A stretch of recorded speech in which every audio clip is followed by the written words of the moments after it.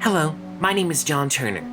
Over the years, there have been numerous stories involving rabbits.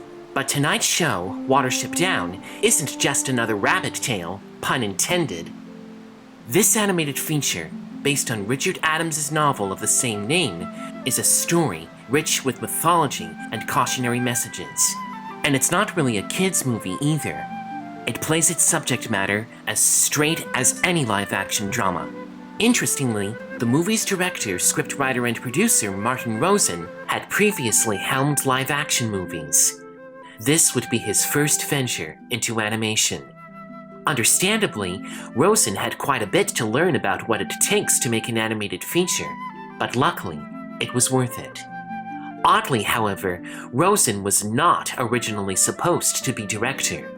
The man who was first commissioned for the job was John Hubley, who was notable for cartoon characters such as Mr. Magoo. Unfortunately, because of disagreements, Hubley left the project, but some traces of his work still remain in the finished film, notably its opening scene. Aside from producing and directing the film, Rosen was burdened with the difficult task of adapting Adams's massive novel to a 95-minute feature. Predictably, some scenes were either simplified, shuffled, or omitted for pacing purposes.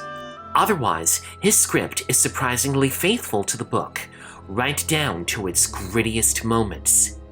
To produce Watership Down, Rosen established a new studio in London in 1975. This proved to be a great asset, for a lot of the richly detailed backgrounds and locations you see in the movie either exist or were based in real spots in Hampshire, England. The diagrams and maps from the book also proved to be a valuable assistance in realizing the story's atmosphere. Now, there have been many animated productions which have portrayed rabbits, well, cartoonishly. But in a story as heavy-handed as this, it wouldn't be wise for its furry cast to resemble someone like Bugs Bunny.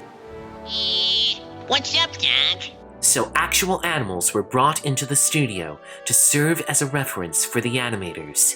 This is a practice which was once used by Walt Disney for his now famous masterpiece, Bambi. The film also benefits strongly from a talented cast of actors, including John Hurt, Richard Briers, Joss Ackland, Nigel Hawthorne, and Broadway veteran Zero Mostel, whose performance as a comic gull, Kiar, would be his last before his death. You stupid bunnies! You got no mates!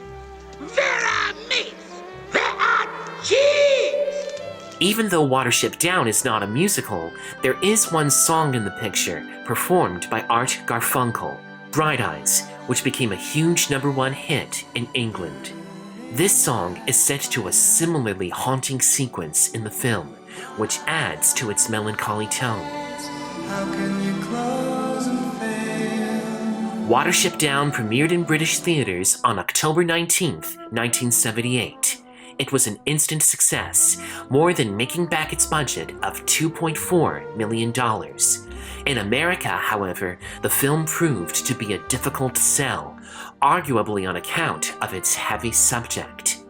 Only years after its theatrical release would it achieve cult status in the United States.